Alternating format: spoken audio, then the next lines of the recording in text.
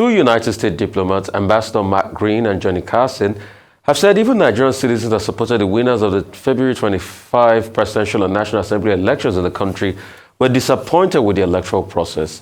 In a joint treatise, both envoys who monitored the election insisted the critical lessons must be learned very fast from the shortcomings of the last polls by Nigerians and Africans with a view to forestalling such flaws in the future.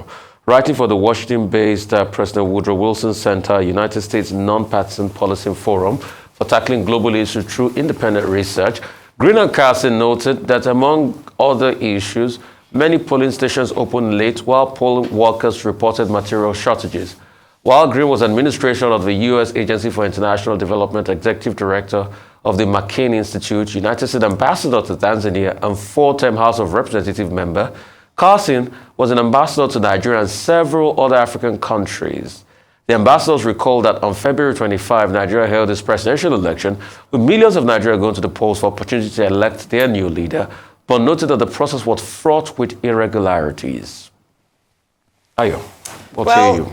Yeah, just agreeing with what some other personalities and agencies have said with regards to the February 25 presidential election. These, the Ambassador Mark Green and Johnny Carson, both U.S. envoys, have also aligned with what the U.S. Ambassador to Nigeria, Mary Beth Leonard, has said, and also Chatham House in England has said, what some international observers have said or observed about the elections of February 25. They've said it's been fraught with irregularities. That's a word we've heard a number of times with regards to that particular election. However, what I really like in terms of this article is where they talk about the role that Nigeria plays as the biggest democracy and the biggest economy in Africa, and being, as we often call Nigeria, the big brother of Africa, whereby other countries in Africa can borrow a leaf from or learn lessons from. Therefore, in that article, they talk about the fact that the importance of this election and the conduct of the elections is due to the fact that other democracies can learn. In fact, Nigeria is said to be by 2015 one of the biggest in terms of population around the world. So this is not just the biggest democracy in Africa, but the biggest democracy, one of the biggest democracies in the world.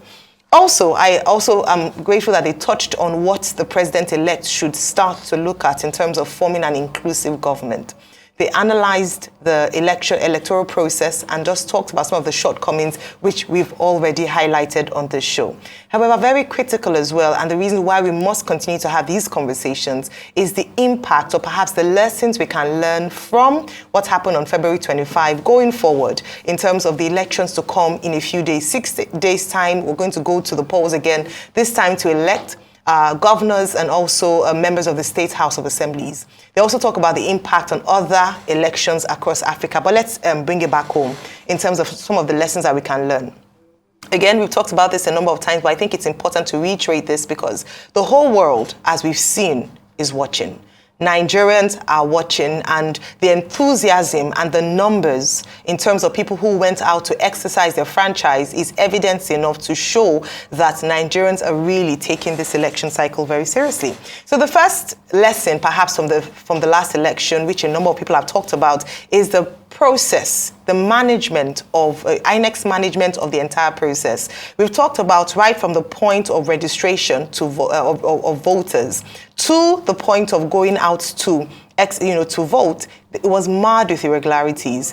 We had the issue around even being able to register. A number of people said they were disenfranchised because they couldn't register and they couldn't obtain their permanent voters card.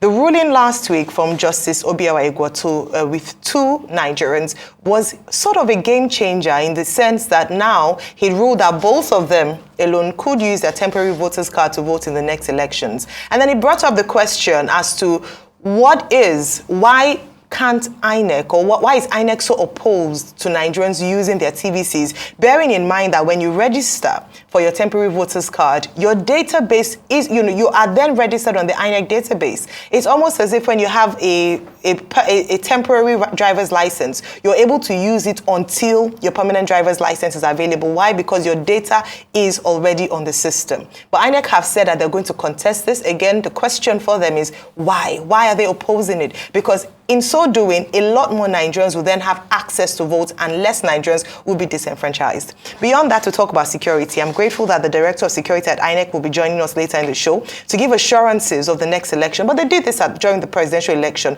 Unfortunately, the reality it wasn't quite consistent with what they had promised. And then finally, I'll just say in terms of punitive measures for people who obviously break the electoral laws. We had a number of people, no arrests at least so far has been made, and just these lessons that we can take forward as a nation. Dr. Patti? Where are the two diplomats coming from, Mark Green and Johnny Carson? Both of them have been diplomats in Africa. Green in Tanzania, Ambassador Carson in Nigeria. Both of them were writing their opinion for the Woodrow Wilson Center, which is a foreign policy think tank in Washington, D.C. Number three, both ambassadors were part of the International Republican Institute and National Democratic Institute joint mission to Nigeria to observe the February 25 presidential and National Assembly elections. So this is what informed their commentary. They are writing from the perspective of persons who were direct observers, and they were more or less reporting what they saw in terms of irregularities, in terms of how many Nigerians, including those who supported candidates, were disappointed, in terms of how the elections of February 25 did not meet the expectations of Nigerians who were exposed to shortage of materials, late arrival of materials, and poor conduct of the entire process, signposted by the failure of technology and logistics on the part of INEC. But I think special emphasis should be placed on some of their recommendations. In their concluding paragraphs, they recommended, speaking out from a foreign policy perspective, to the American establishment, to the United States, to focus more on the stability, on governance issues in Africa, and use democracy to promote good governance. Based on the observation that, yes, the appetite for democracy is very high in Africa, but that since 2019, governance has more or less flattened in many of these African countries. But the people are enthusiastic about democratic systems of governance. And to that extent, they are recommending to the United States to support the democratic process in Africa as a way of consolidating the democratic process. Two, they are also recommending to the United States support for civil society and institutions in Africa that promote the objectives of democracy and good governance. Number three, they are also saying that the entire world should pay close attention to what happens in Africa with regard to the democratic process. In any case, those recommendations coming from them perfectly consistent with the foreign policy direction of the United States. That's one. The second thing that should be noted here is that, yes, they said Nigeria is very strategic.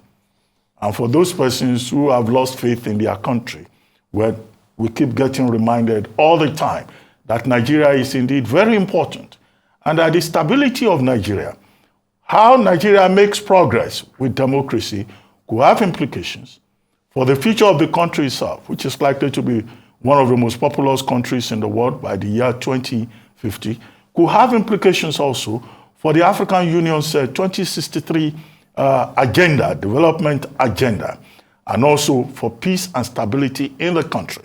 The stability of the sub-region, depending a lot on Nigeria. Nigeria making a success of its democratic process, it is argued, can also inspire similar success in neighboring African countries. And that, again, is a no-brainer. Then, of course, on the domestic front, they are recommending to the president-elect to run an inclusive government, as their phrase, an inclusive government. And so it's just as well that Asiwaju Bola Ahmed Tinubu had been talking about reaching out to other persons and willing to work with everybody. How that plays out in real terms, remains to be seen. And then, of course, they are saying that lessons learned from the election of February 25 should inform preparations for next election, they said. The next election now is on March 18. The question arising therefrom is, does INEC have the capacity to learn? Nigeria's political class, is that political class, the professional political class that is it willing to learn? After the conclusion of the 2019 general election, there were reviews, there were lessons. INEC identified some of those lessons. The chiefest of this being INEC's position about internal democracy within parties. Have we seen any of those parties learning from that past experience? As a PDP, which even organized its own review after 2015, after 2019, as a party and its members, or its members, have they shown the capacity, to learn from lessons? Part of the problem we have in this environment is a failure to learn, is a problem of memory, is a present-mindedness, what is called temporocentrism, of the professional political class, which then places us in a recursive context with regard to our democratic experience. But it's good to have, observers reminding us of our flaws and reminding us that we can do better. I mean, the truth has to be told. With due respect, we don't need American former ambassadors to come and tell us that we had flawed elections. I think it's just like petting people at the back if they have to remind us. We knew what happened. Even INEC came out to say they had glitches.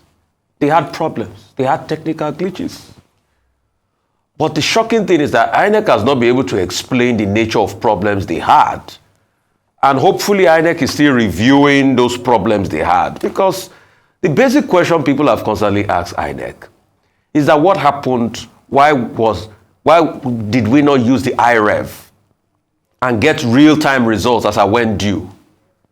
But INEC has not been able to answer that question. They just say technical glitch. Technical glitch is not good enough. Let us know what truly happened. And for the love of mercy, INEC too should also learn to respect the court orders. Don't stop any political party from inspecting the materials out there. The court has ruled on that. Let them inspect the material. We need transparency to be able to wade through this process. But the sad reality is that we don't learn. We are back here again, exactly where we were 40 years ago in 83. Because we forget in a hurry, it was that same election that led Fela to sing "Teacher Don't Teach Me Nonsense" in 86. When he said, "Na the second election, na him was he pass." Babala nonsense, how people not go vote. We're going to get millions to millions. It was that same election that tainted the credibility of the Chief Justice of Bendel State that was said to be an upright man, Justice Oviewhisky. That same elections with Fedeco, because we don't learn, we forget things in a hurry. All the controversies about that same election in 83 are the things that are playing out. The only difference slight is the technological interplay. We heard about money and bribery. We remember the famous interview with Justice Oviewhisky. When he was asked, the water pass under the bridge, he said, "If I see 1 million naira cash, I will faint." We have not forgotten those things. And those are the nascent problems we have with our democracy, because we don't learn. And I think really we choose not to learn because we have institutional, cataloging in abundance. But we just choose not to learn. So if we are just waking up because some foreigners are coming to tell us that our elections are flawed, after the West had made mockery of our electoral system, then we know that they are just patting us on the back. The question is, what are we going to do to ensure it changes? And are we on the right path? Hell no. Because if we want to be on the right path, we will allow the parties to inspect the materials used for the elections in the first place. Not whipping up any level of discrepancy. We will show our organizational competence. We will learn how to speak to the people. I watched the interview yesterday with some INEC reps. And it falls short. So we have not learned. And if we don't learn, things will continue the way they are. 40 years after, almost the same scenarios.